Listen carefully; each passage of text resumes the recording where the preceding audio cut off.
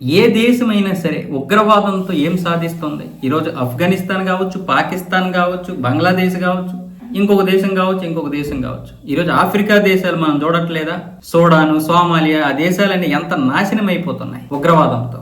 అదే ఉగ్రవాదం లేనటువంటి ముస్లిం కంట్రీస్ చూడండి, ఖతర్ కావచ్చు, దుబాయ్ కావచ్చు, సౌదీ అరేబియా కావచ్చు, ఎలా ఉన్నాయి ఈరోజు?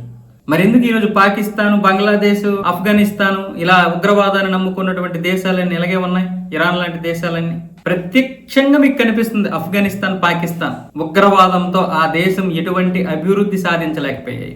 ఆఫ్ఘనిస్తాన్ అంటే పాకిస్తాన్ అంతే. పాకిస్తాన్లో ఉగ్రవాదులు ఉంటారు, ఆఫ్ఘనిస్తాన్లో తాలిబాన్లు ఉంటారు. తేడా ఏం లేదు, పేర్లే మారే. కాకపోతే ఉగ్రవాదుల కంటే తాలిబాన్లు కొంచెం కఠినమైనటువంటి వారేమో, లేదా కొంచెం తుపాకీల విషయంలో టెక్నాలజీ ఉన్నటువంటి వారేమో, అంతకు మించి ఏమీ లేదు. తుపాకులు 10 మందిని చంపండి అంటే చంపగలరు, కానీ ఒకడికి భోజనం పెట్టమంటే పెట్టగలరా? వీళ్ళు 10 మందిని చంపగలరు, ఒకడికి భోజనము పెట్టలేరు, ఒకరిని రక్షించను లేరు. ఈ రోజు ఆఫ్ఘనిస్తాన్ ని అతలాకుతలం చేసే భూకంపాలు 1 కాదు 2 కాదు, ఆదివారం మధ్యాహ్నం మొదలై వరుసగా 5, 6, 7, 8 భూకంపాలతో ఈ రోజు 1500 మంది ఇప్పటికి చనిపోయారు. 1500 మంది ఇప్పటికి చనిపోయారు. ఒక 6-7 వేల మంది భూమి లోపలే ఉంటే వాళ్ళు తీయడానికి ఎలా చేస్తుంది? చేతులతో.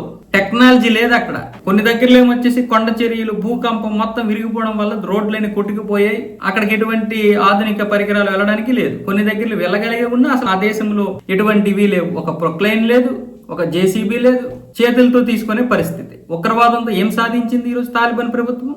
మహిళలకి బురకాలు, మహిళలకి హిజాబ్లు, కనీసం కళ్ళు కనిపించడానికి చిన్న చిన్న రంధ్రాలు, ఆ కంటికి కూడా పూర్తిగా ఇది లేదు. వాళ్ళు గాలి పీల్చుకోవడానికి లేదు. చివరికి వంట చేసుకునే కిచెన్ లో కూడా ఆ కిటికీలు ఏవైతే ఉన్నాయో, మొన్నటి వరకు ఆ కిటికీలు ఉంచారు, 8 నెలల క్రితం ఆ కిటికీలను కూడా పూర్తిగా క్లోజ్ చేసేయమని చెప్పారు. అంటే వంటగదుల్లో, ఇళ్లల్లో కూడా గాలి ఆడదు. బయటకు వస్తే వాళ్ళ శరీరం మొత్తం ఏమొచ్చేసి ఆ బురక, ఆ హిజాబ్లోనే ఉండిపోతుంది. ఒక మహిళని ఆ విధంగా ఇబ్బంది పాలు చేస్తే ప్రకృతి కోపించదా? అది భారతదేశం మహిళ, హిందూ మహిళ, క్రిస్టియన్ మహిళ, ముస్లిం మహిళ అంటే ఉండదు. ఆడదంతే. ఆడది ఆది పరాశక్తి.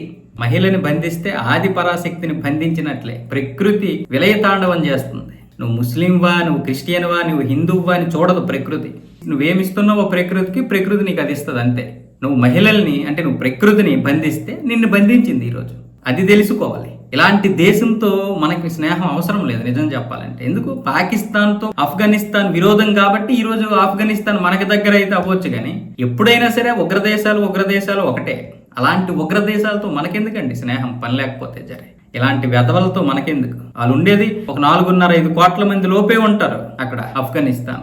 పాకిస్తాన్లో ఇంచుమించు ఒక 22 కోట్ల మంది ఉన్నారు. వీళ్ళందరూ ఉగ్రవాదంతో నిండిపోయి ఉన్నారు. ఈరోజు పాకిస్తాన్లో 2500 గ్రామాలు నీటిలో మునిగిపోతే ఆ నీరంట అదృష్టం అంట. ఆ నీరుని మీరు డ్రమ్ముల్లోనూ కంటైనర్లలోనూ పట్టుకొని నిల్వ చేసుకొని ఉంచుకోండి.